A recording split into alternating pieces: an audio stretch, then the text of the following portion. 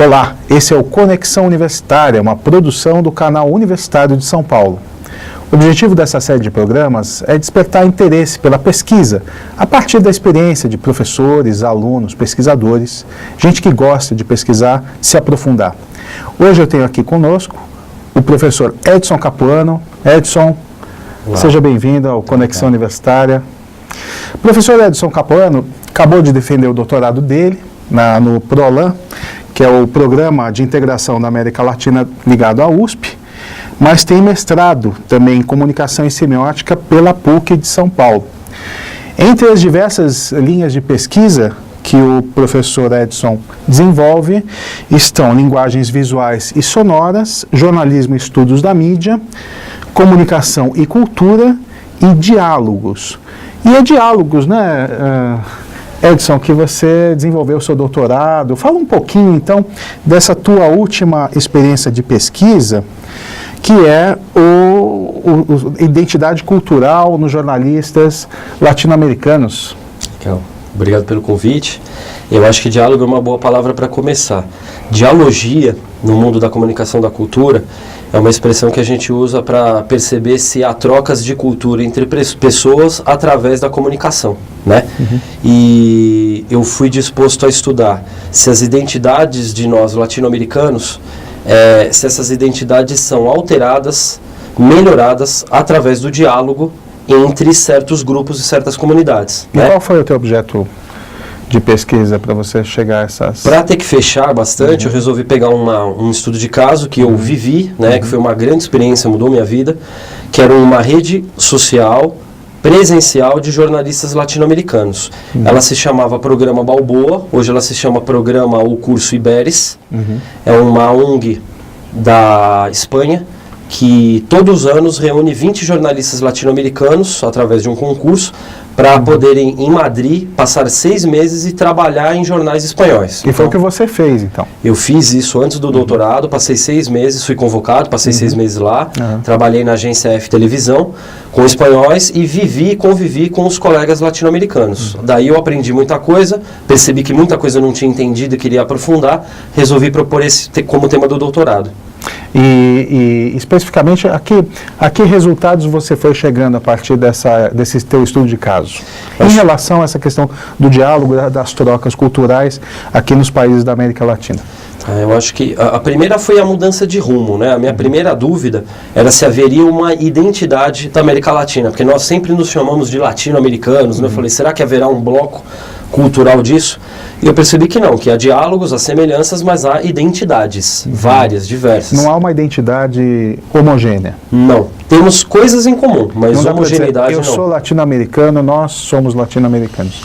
Eu posso dizer, eu sou latino-americano do Brasil, você é latino-americano da Venezuela. Eu acho que você pode se referir a ser latino-americano pensando nas semelhanças que nós temos. Mas é legal, interessante pensar que eu sou latino-americano com essa especialidade, com essa localidade, né? E isso não é nenhum demérito, isso é outra coisa que eu aprendi, né? Que o que nos faz interessantes é, apesar de diversos, nós temos um canal de diálogo muito aberto, porque nós temos semelhanças muito fortes. E o que nos faz fortes é justamente essa diferença que se complementa.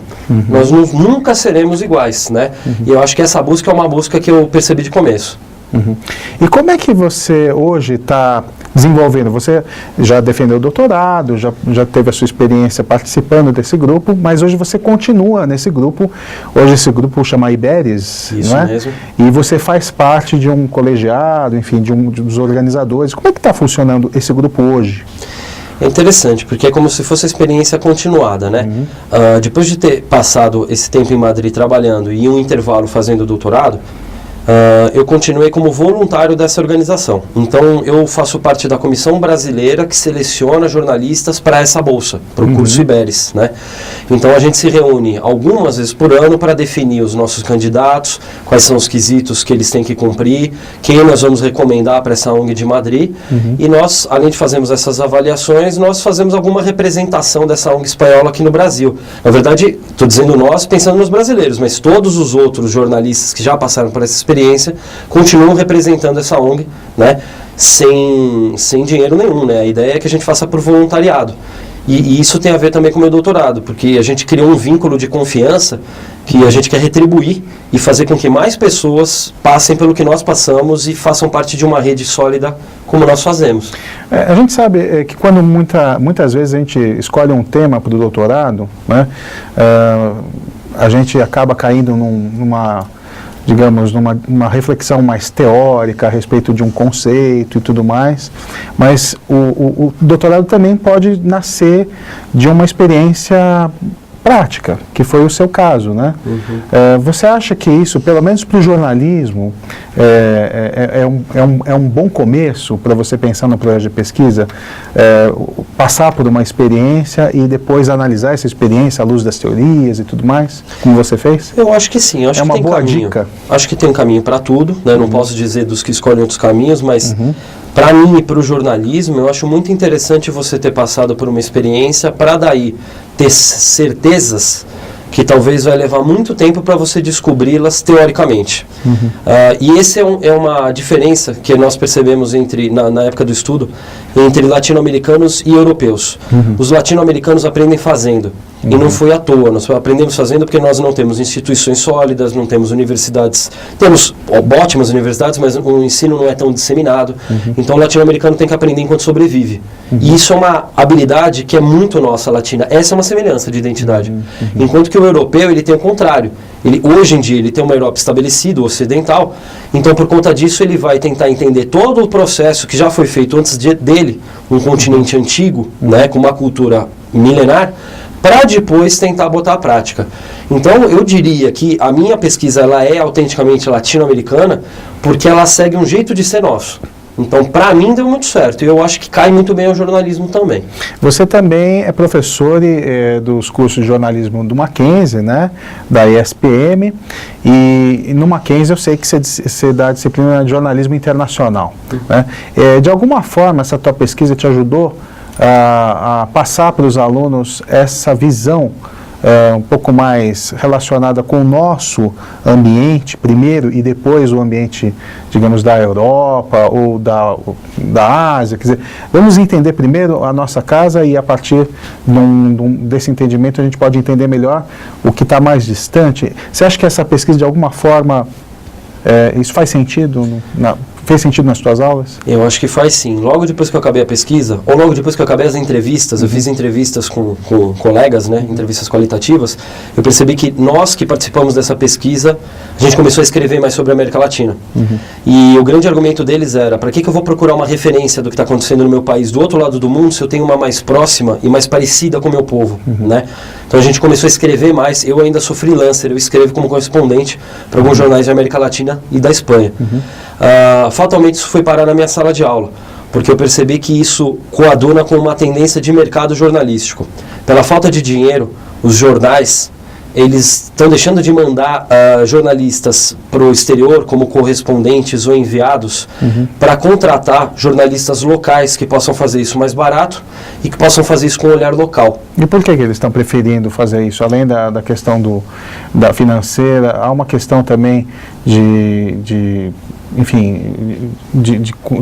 conhecimento, de aprofundamento, ou seja, os veículos estão querendo maior verticalidade nas matérias, talvez? Eu acho que sim, eu acho que as novas tecnologias de comunicação ajudaram a população média a conhecer o mundo sem o olhar do jornalista. Então eu posso dizer mais ou menos como é o Brasil, graças às minhas redes sociais e ao meu uso de internet e televisão. Se um jornalista me oferecer um estereótipo numa matéria, é capaz de eu já estar preparado para isso. Então o jornalismo que funcionava com jornalistas que procuravam o exótico, eu acho que ele já não serve tanto. O jornalismo talvez esteja procurando interpretantes locais que dialoguem com o leitor global. Por isso que eu uso um conceito que não é meu, o Manuel Castells usa muito, é o da glocalidade. É um indivíduo que ele entende o mundo globalmente, mas ele compreende o seu entorno, a localidade, e ele equilibra. Ele dialoga a sua cultura local com a cultura global. É mais ou menos como eu entender o universal a partir do que acontece no meu quintal, vamos dizer assim. Sim. uma das partes da minha pesquisa, até para chegar nessa conclusão, é estudar arquétipos, cultura e mitos. E uma dessas características dos arquétipos, dos mitos, é que nós temos uma identidade universal, né? Todos nós apreciamos o amor, a proteção ao próximo, a alegria, isso é do mundo inteiro. Então, entendendo a minha localidade e o jeito que eu interpreto esses tópicos, eu fatalmente vou entender uma pessoa até do outro lado do mundo. E Edson, o que te despertou para isso? Quer dizer, você tem um passado aí antes da academia de jornalista, né? Você trabalhou na TV Cultura, enfim, trabalhou em vários veículos e tudo mais. E aí, de repente, você descobre, né, a América Latina, né? Quando é que surgiu esse sonho de descobrimento dos nossos irmãos? Agora você vai descobrir mesmo, porque foi muito antes do doutorado. Quando eu fazia ensino médio, eu fui estudar espanhol. Né? Eu estava interessado no Mercosul, nos anos 90 ele ainda tinha uma pujança maior. E a partir daí eu fiquei apaixonado com a cultura que o espanhol trouxe. Né? Eu aprendi a gostar não da língua como ferramenta, mas todo esse universo que vinha junto. A partir daí eu comecei a viajar muito pela América do Sul, pela América Latina. Eu fui ser professor de espanhol, fui ser correspondente da Agência Espanhola F aqui em São Paulo. E no fundo eu fui conhecendo muita gente muito legal. Fui conhecendo muita gente muito interessante, sabe? Eu acho que isso é que me abriu esse continente. É um continente de pessoas maravilhosas. O latino-americano é fantástico. A gente vai fazer um breve intervalo agora, mas daqui a pouco a gente volta conversando com Edson Capuano hoje sobre o jornalismo latino-americano e suas linhas de pesquisa. Daqui a pouquinho a gente volta. Olá, estamos de volta com o segundo bloco do Conexão Universitária, uma produção do Canal Universitário de São Paulo. Hoje eu estou conversando aqui com o professor Edson Capuano. Edson, então a gente estava falando no bloco anterior a respeito do teu doutorado e das tuas experiências internacionais. Você viajou por muitos países, né? Eu queria que você contasse um pouquinho como é que foi essa experiência, o que você desenvolveu em cada um desses países e o que isso traz de bom para a formação de um jornalista e de um pesquisador, né? Eu queria mencionar a minha orientadora, que é a professora Crimilda Medina, um dos pilares do jornalismo, uma das referências brasileiras, e ela dizia pra gente que a pesquisa em jornalismo é no campo. A pesquisa do jornalismo é na conversa, é no diálogo com o outro, né? Depois a gente reforça isso com a base teórica. Então ela me deu uma liberdade que é difícil de ter, de aprender durante esses 4 anos na prática, além de estudar. Eu decidi estudar a identidade da cultura latino-americana em cima de 4 eixos culturais. O brasileiro, que é mestiço, negro, branco, português, né, europeu e índio. Né? E o latino-americano eu decidi 3 polos, o asteca, o inca e o maia. Porque hipoteticamente eles seriam culturas fortes que dariam respostas a essa globalização meio bagunçada. Digamos que eles seriam uma tradição maior. E isso me justificou, felizmente, poder ir a esses países. Então eu fui ao México, tive uma experiência fantástica no México, é um país incrível, uma diversidade enorme, ele é popular, ele é elitizado, ele tem tradições milenares, ele é super moderno. Ele tem pirâmides por um lado, por outro lado ele tem tecnologia super alta, sabe? E lá eu fiz entrevistas de campo com jornalistas que eu quis, né? Então eu pude aprender um pouco com a cultura, com as pessoas no entorno. Eu li muita imprensa no momento e eu fiquei no dia a dia com os jornalistas que eu queria fazer a entrevista qualitativa, né? Essa foi a primeira etapa. Trabalhando lá, ombro a ombro com os colegas. Ficando com os colegas, vivendo o dia com eles, indo nas redações, perguntando como é que faz, como não faz, o que ele pensa disso, o que ele pensa daquilo, vendo os dramas nos momentos, né? No caso, o México passava por um problema terrível de morte de gente por causa do narcotráfico. Não sei se vocês sabem, mas são 60 mil mortos pelo narcotráfico no México. Então esse é um drama que também é muito latino, né? A violência por causa do narcotráfico é muito inteiro nosso. De lá eu desci para Guatemala, uma experiência também inacreditável, porque a América Central não é muito clara para nós brasileiros, né? E lá eu fui procurar jornalistas da Guatemala e a cultura maia, né? Também é uma cultura que todos nós achamos que maia, azteca, inca é tudo a mesma coisa, são muito diferentes. Eram cientistas, eram sábios, astrônomos, e ter um conhecimento local, regional, indígenas que tomam conta de áreas verdes, um ambientalismo milenar, assim, é incrível como sabem fazer certas coisas lá que hoje nós não temos ideia. Mas só recordando, em 2012 houve um ameaço, né, de fim do mundo e tudo, justamente porque era o fim do ciclo do calendário maia, né? Muito bem lembrado, né? Esse é um estereótipo que a gente acaba reproduzindo, né? Que aquele disco maia que pode ser mostrado, esse disco é um calendário que ele chega a um fim de ciclo. Então é o começo de uma nova era, não é o fim do mundo, é o fim do mundo maia da era tal. Essa dificuldade de entender as culturas aqui próximas, existe muito misticismo, né? Ou como diz a Clemilda Medina, a falta de diálogo. É só você perguntar para um guatemalteco que ele vai te dizer que isso é o fim de uma era. Então, enquanto os guatemaltecos celebravam o começo de uma nova era, o resto do mundo estava com medo de que o mundo acabasse, né? Então era até engraçado.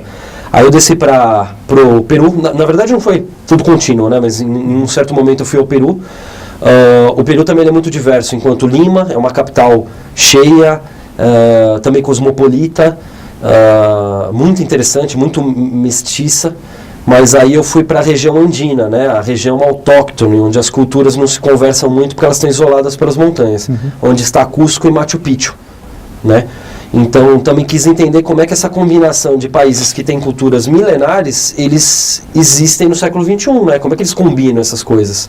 Aí conversei com jornalistas de lá também, entendi os dramas lá do país e as qualidades que fazem do jornalismo deles e dos jornalistas uma identidade latino-americana no jornalismo. E só te interrompendo um pouquinho, você era muito bem recebido pelos colegas lá. Como é que você preparava a tua ida para lá? Eles sabiam que você ia?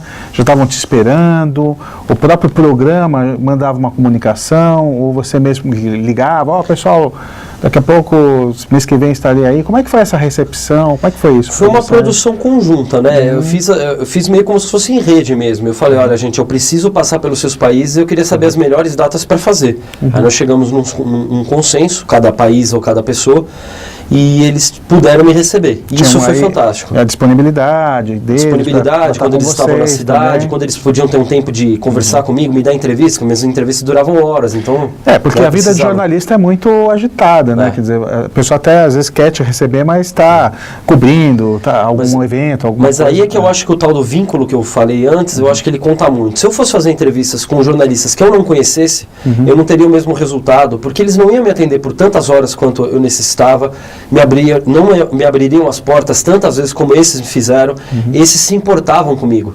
E isso faz muita diferença para uma pesquisa, de passar madrugada fazendo entrevista, ou de acompanhar a pessoa enquanto ela está fazendo o trabalho jornalístico. Se fosse um desconhecido, eu não ia ter essa chance, né? Ou até de desabafar fragilidades. Isso foi muito bonito também, de que certas fragilidades eles me contaram porque a gente tinha um vínculo de confiança. E isso foi essencial para eu perceber certas coisas que às vezes numa entrevista formal você não diz. Né? Perfeito. Isso foi muito bom. E aqui no Brasil, como é que foi? Então, você passou por diversos países, mas o Brasil era o seu foco, o seu ponto de partida, né? Como é que foi a tua pesquisa aqui? O Brasil é mais difícil, né? Porque o Brasil são Brasis, a gente já falava, Cisab Saber já falava de 2 Brasis, né? Na verdade são vários, né?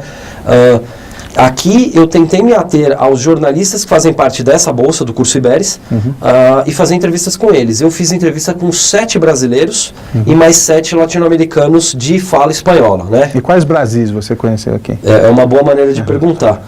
O Brasil gaúcho é muito forte no jornalismo brasileiro. O Brasil carioca e o brasiliense são muito fortes. Eu também entrevistei um nordestino e alguns paulistanos, mas os eixos eram mais esses, né? E é impressionante que é como se fossem outros países. Você vai perguntando sobre certos tópicos da vida da pessoa, sei lá, de alimentação, passando por o que acha que é certo, o que é justo. É interessante como nós somos semelhantes, mas iguais nós não somos. O Brasil, pelo fato de ser uma mesma nação e essa diversidade que nós temos é um milagre, é algo muito interessante, sabe, de acontecer. Então deu para perceber que aqui dentro também tem identidades diversas, né? Não é mesmo sendo um único país, ainda assim existem vários países dentro dele. Vários países dentro dele, e cada jornalista local brasileiro se identificava com um tipo de latino-americano, ou seja, um gaúcho se identificava mais com um argentino, um nordestino se identificava mais com um colombiano, ou seja, às vezes nós somos mais parecidos, temos mais identidades com pessoas fora da nossa nação do que com pessoas de dentro da nossa nação. Isso também eu não esperava. E eu achei bem interessante. Edson, como é que você organizou a tua tese, né? Como é que você capturou a tua tese, todas essas entrevistas que você fez, por exemplo, em que momento que elas entravam? Qual foi, diga, assim, uma radiografia, como é que foi construída a tua tese? Bom, construindo junto à minha orientadora, né, a gente pensou em 3 grandes capítulos, um para tentar entender uma cultura em comum da América Latina, não uma cultura igual, mas em comum, dividida. E a gente decidiu trabalhar mitos, mitologia latino-americana, arquétipos latino-americanos e se essas histórias falam sobre nós. Um segundo momento, eu fui pesquisar identidades, então conceitos contemporâneos de identidades, como é que se forma a minha, a sua, a identidade de um país inteiro, conceitos teóricos. E finalmente eu fui estudar redes sociais para entender como é que são essas novas organizações entrelaçadas, descentralizadas e especificamente redes sociais presenciais, né, em que em algum momento as pessoas se encontram e trocam experiências. Então, meu doutorado tem esses 3 capítulos. Ao longo desses 3 capítulos, eu fiz entrevista com todos os jornalistas da rede, que na época eram 260, hoje já mais, quantitativamente. Eu mandava questionários. Mas, a partir daí, eu selecionei 20 últimos. E desses 20, eu fui fazendo entrevistas mais qualitativas até chegar a 14 com entrevistas duradouras. E eles foram respondendo tópicos desses 3 capítulos. Quais são os mitos para você, qual a sua identidade, como é que você trabalha em rede. E a partir, então, desse levantamento de dados, você chegou a alguns resultados, né, que a gente já comentou aqui, né, dessas diversas identidades. E eu queria que você falasse rapidamente também a respeito dessa rede, né? Hoje todo mundo está na rede social, já é uma coisa quase que faz parte do RG da pessoa, ela tem um RG, um perfil, né, na rede social, mas não é o suficiente para um grupo se manter, né? Há de haver aí uma relação presencial, né? Eu acho que uma das coisas que eu percebi é que as redes digitais, elas são essenciais para esse mundo globalizado, mas elas se tornam efêmeras e elas tendem a soltar seus laços se elas não criam vínculos. E os vínculos entre os membros das redes parecem que se tornam mais fortes através de encontros. Alguns encontros, um encontro, mas o presencial reforça o diálogo na rede digital. E é o que vocês fazem no Grupo IBERDS, né? Vocês têm encontros presenciais? Temos encontros presenciais, quando não é para trabalho por causa do grupo, é por turismo ou por amizade. Então eu vejo amigos, às vezes eu vejo a cada 5 anos, mas quando eu vejo parece que eu vi faz uma semana. Essa cola é que faz a rede continuar. Não é o contato, o e-mail, não é a curtidinha, fotinho. Não é isso. É a experiência conjunta que nós construímos a cada vez que a gente se encontra. Né? Isso torna um monte de contatos de e-mail uma rede viva. Entendi. E Edson, para quem se interessou então por esse grupo, né, o Grupo IBERDS, aí você fala que participa também da seleção dos candidatos, né? Deve ter um monte de gente aí interessada em fazer parte desse grupo. Como é que faz para se candidatar a fazer parte desse grupo? Essa organização tem um site que é www.cursoiberes.com e lá aparece a data de inscrição para as novas candidaturas. Geralmente elas acontecem logo no 2º semestre. E aí tem que mandar uma série de documentos, principalmente um comprovante de que você tem habilidade de espanhol, porque você vai trabalhar numa redação em espanhol. Proficiência mesmo em espanhol. Uma proficiência, né? A gente nem sempre pensa no diploma, mas o jornalista ele tem que produzir em alto nível em espanhol, né? Porque não tem nenhuma diminuição de qualidade nesse momento. E a gente tem uma restrição de idade, tanto que ela se chama curso para jovens jornalistas, então é até 30 e poucos anos, né?